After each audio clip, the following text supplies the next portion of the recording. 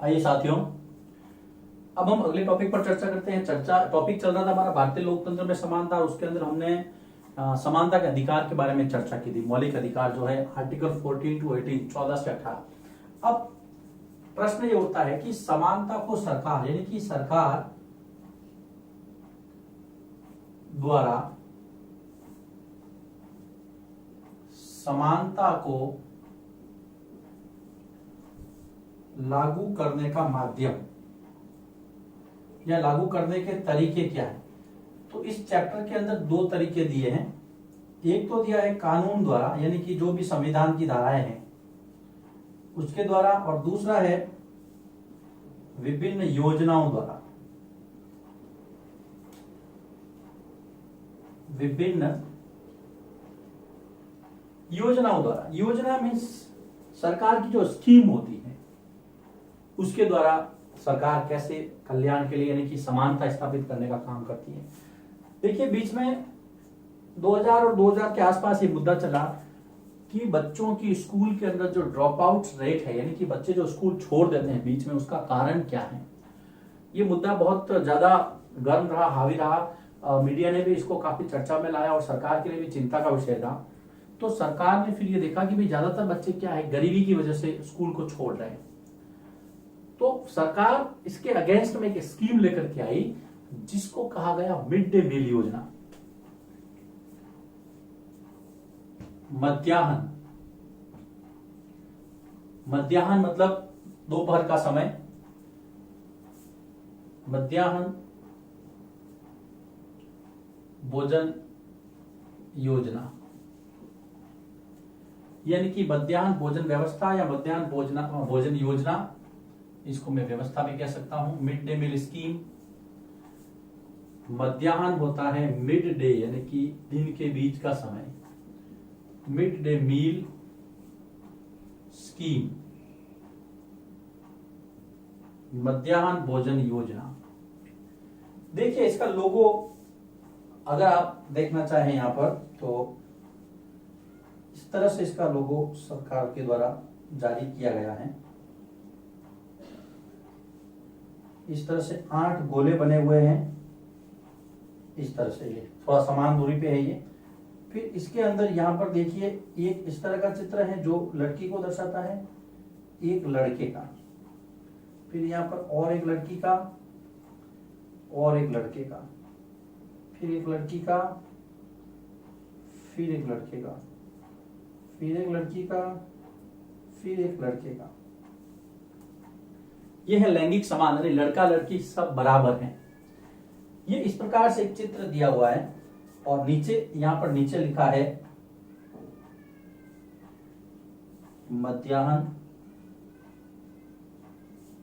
भोजन योजना, यानी कि मिड डे मील। ये भोजन की थाली के रूप में इसको बताया गया, सभी लोग साथ में खाना खा रहे हैं। बहुत सारे जो हैं इंडिकेट्स यानी कि बहुत सारे संकेत इस चित्र से हमें मिलते हैं। ये मध्याह्न भोजन योजना यानी कि जो मिड डे मील स्कीम है उसका चित्र है। उद्देश्य था इसका बच्चों का ठहराव स्कूलों में निश्चित करना, सुनिश्चित करना इस बात को कि बच्चे दोपहर के खाने के बाद में स्कूल छोड़ के घर नहीं जाए। मिड डे मील सभी सरकारी स्कूलों में, जो कि प्राथमिक स्तर की थी, फिर इसको उच्च प्राथमिक स्तर से जोड़ा गया। आजकल तो 6 से 14 वर्ष जो अनिवार्य शिक्षा है उसके अंदर इसको शामिल कर लिया गया। तो सभी सरकारी स्कूलों में दोपहर का भोजन विद्यार्थियों यानी कि स्टूडेंट्स, विद्यार्थियों को उपलब्ध करवाना, ये इसका उद्देश्य है। इसके अंदर ये काम होता है। क्या काम होता है कि भाई बच्चों को स्कूल के अंदर खाना देना है फ्री में, बिना कोई चार्ज लिए, सरकारी स्कूलों के अंदर। स्कूल में ही बच्चा भोजन कर ले दोपहर का, दोपहर को खाने की छुट्टी में वो घर नहीं जाए। ये योजना सर्वप्रथम तमिलनाडु राज्य के अंदर लागू की गई।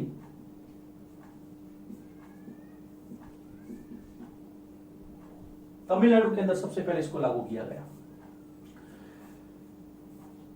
जब इसके अच्छे परिणाम आए तो 2001 के अंदर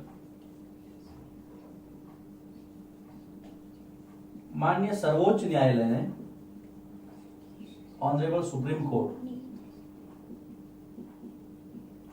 माननीय सर्वोच्च न्यायालय ने इसे यानी कि इस योजना को संपूर्ण भारत में लागू करने का आदेश राज्य सरकारों को दिया, क्योंकि बहुत अच्छा स्कीम है। अब ये जो योजना लागू हुई तो हम इसको समानता से जोड़ते हैं, क्योंकि ये सभी के खाने का प्रबंध था। वे बच्चे जो स्कूल अपनी गरीबी के कारण से भोजन के बारे में ज्यादा चिंता करते थे, उनके माँ बाप बनिस्पत उनकी पढ़ाई के, तो यहाँ पर ये चीज हमें समझनी होगी। ये बहुत अच्छा कदम था, ये बहुत अच्छी स्कीम थी, सिलेबस में दी हुई है, कब शुरू हुई, कैसे शुरू हुई, इसकी थीम क्या है, इसका चित्र भी मैंने यहाँ पर कच्चा चित्र बनाया है। मेरी ड्राइंग इतनी अच्छी नहीं है, फिर भी मैंने कोशिश की है। अब इसके क्या क्या सकारात्मक परिणाम आए, पॉजिटिव रिजल्ट्स। योजना अच्छे के लिए लाई गई थी तो अच्छा ही होना था, अच्छा ही हुआ। जब टीचर से बात की, सर्वे हुआ, तो बहुत सारी बातें निकल करके आई। सबसे पहली बात तो ये है कि दोपहर का जब भोजन मिला तो जो गरीब बच्चे थे वो विद्यालय में नियमित स्कूल आने लगे। तो पहला तो ये कि दोपहर का भोजन मिलने पर गरीब बच्चे नियमित यानी कि रेगुलर स्कूल आने लगे। पहले क्या होता था, एक दिन आते थे, फिर 2 दिन आते ही नहीं थे, 3 दिन वापिस आते थे, 5 दिन गायब रहते थे, ऐसा नहीं। अब रोज आने लगे, क्योंकि उनको पता था कि दोपहर को हमें खाना स्कूल के अंदर मिल जाएगा। दूसरा जो सकारात्मक परिणाम निकला कि दोपहर के बाद में, दोपहर के बाद का समय यानी बाद के समय में बच्चों का ठहराव स्कूल में बढ़ा। यानी कि बच्चा जो है अब दोपहर के बाद में भी स्कूल में रुकने लगा। पहले क्या होता था, खाना खाने की छुट्टी में घर जाता था, वापस आता ही नहीं था। क्यों? क्योंकि घर जाता था तो सामने दूसरी प्रॉब्लम खड़ी होती, खाने की, वही गरीबी में जीना।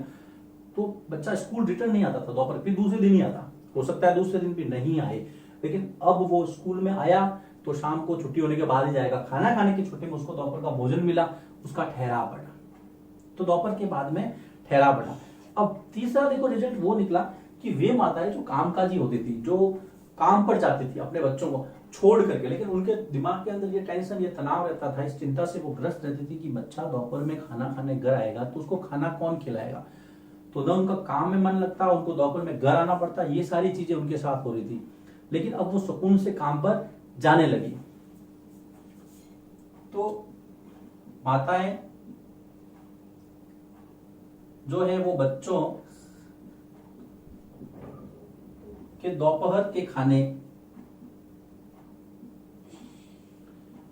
की चिंता से मुक्त होकर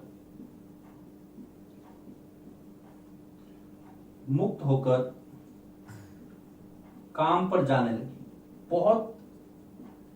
एक बहुत बड़ा बदलाव आया, एक पॉजिटिव चेंज था ये उनकी लाइफ में, माताओं की, मदर्स की लाइफ में। अब देखिए सब लोग साथ में खाना खाने बैठते थे तो सभी जातियों के बच्चे रहते, तो जातिगत बंधन यहाँ पर ढीले पड़े। एक तरह से सामाजिक समरसता का मैसेज बच्चों में गया, और जो बचपन नींव होता है हमारे जीवन की, तो वहां पर इसको ये फायदा मिला कि दोपहर में खाना साथ में खाने से जातिगत बंधन ढीले पड़े। साथ साथ बैठकर खाना खाने से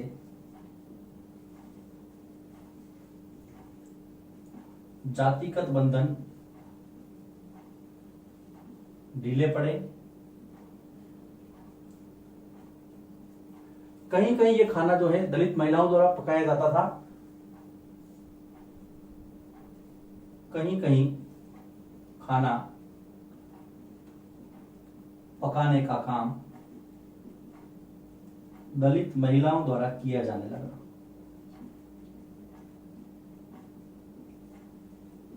दलित महिलाएं, इससे भी काफी प्रभाव पड़ा। लोगों के अंदर ये मैसेज गया कि भाई सबको साथ में लेके खाना है, इंसान इंसान बराबर है, कहीं पर कोई भेदभाव नहीं है। तो संविधान की एक जो धारा है, भेदभाव नहीं करना है, उसको यहां पर बल मिला। एमडीएम से निर्धन बच्चे, उनकी भूख को मिटाने में हेल्प मिली। खाली पेट वो अपनी पढ़ाई पर ध्यान नहीं केंद्रित कर पाते थे। मैं यहां पर 5वां इसका लिख देता हूं, यहां पर ध्यान देना कि मध्याह्न भोजन में, मध्याह्न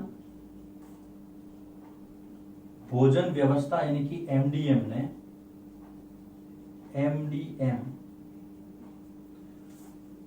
निर्धन बच्चों की भूख मिठाई, निर्धन यानी कि गरीब, पुअर, निर्धन बच्चों की भूख मिटाई, जिससे वे अपनी पढ़ाई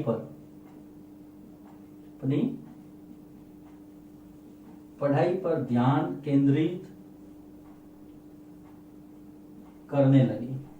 यानी उनको पढ़ाई के प्रति मोह जगह, उनका घर की चिंता दूर हो गई, खाने की जो समस्या थी वो सॉल्व हो गई। आइए इस टॉपिक पर फिर से चर्चा करते हैं। लोकतंत्र में समानता, सरकार ने 2 तरह से कानून द्वारा और योजनाओं के द्वारा समानता को लागू करने का प्रयास किया। और जो योजना आपके सिलेबस में दी है एमडीएम, उसका जिक्र मैंने यहाँ पे किया है, मध्याह्न भोजन व्यवस्था। ये इसका लोगो है, मध्याह्न भोजन व्यवस्था। अगर आप नेट पे देखेंगे तो ये आपको मिल जाएगा, एमडीएम स्कीम। सभी सरकारी स्कूलों में, प्राथमिक स्कूलें जो थी वहां पर दोपहर का भोजन विद्यार्थियों को उपलब्ध करवाना, वो भी निःशुल्क, बिना किसी फीस के। वैसे भी सरकारी स्कूलों में फीस नहीं ली जाती है प्राइमरी स्कूल तक, यानी कि 6 से 14 वर्ष के बालकों को। सबसे पहले मित्रों लागू हुआ ये तमिलनाडु में।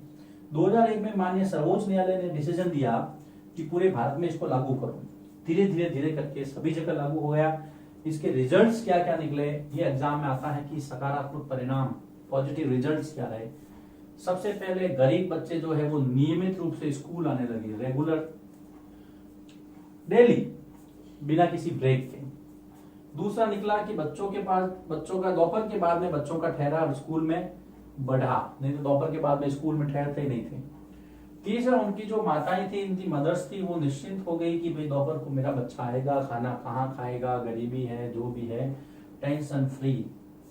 चौथा निकला कि साथ साथ खाना खा के बैठे तो जातिगत बंधन ढीले पड़े, और खाना पकाने का काम दलित महिलाओं द्वारा जब किया जाने लगा तो इसके काफी पॉजिटिव रिजल्ट्स आए। लोगों के अंदर जातिगत भेदभाव की जो भावना है धीरे धीरे वो टूटने लगी। पांचवा, जो कि निर्धन बच्चे जो है उनकी भूख से उसको मुक्ति मिली, अब वो अपनी पढ़ाई पर ध्यान केंद्रित करने लगे, ये इसके रिजल्ट रहे। यहाँ पर हमारा ये जो चौथा टॉपिक है वो खत्म होता है, भारतीय लोकतंत्र में समानता।